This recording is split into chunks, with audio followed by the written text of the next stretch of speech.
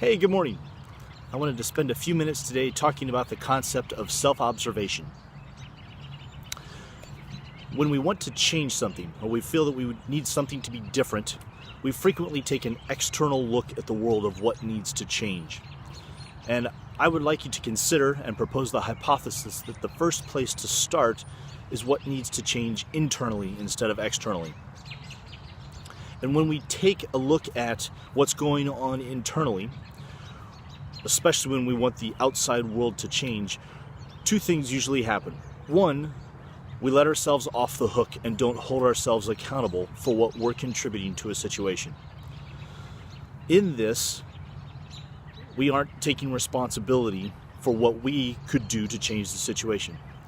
The second piece is that when we do hold ourselves accountable, we're frequently too critical and judgmental and just generally mean to ourselves and holding ourselves too accountable for what's actually going on. So think of some situation, something that you're not happy with, some conflict that you may have with a loved one or a friend or a coworker, and trying to understand what are the pieces of that conflict and starting with self-observation. In order to do this, in order to create some form of change, my request is to think of self-observation from a very clinical and scientific standpoint. In your mind's eye, picture putting on the lab jacket and the safety goggles and trying to be as non-critical and non-judgmental as possible in observing the situation. Step outside of yourself and observe you interacting in whatever environment that you happen to be in. The ability to step outside of that and look without the critic, without judgment, with the ability to say, hey, this is mine and this and not this other person's, will allow you to find new insights into how to change the world around you. It all starts with internal work.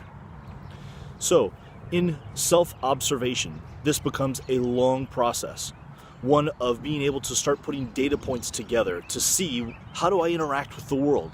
What happens in this situation? Has it happened before? When it happens again, did I change how I reacted, or was it the same thing over again? And why is that?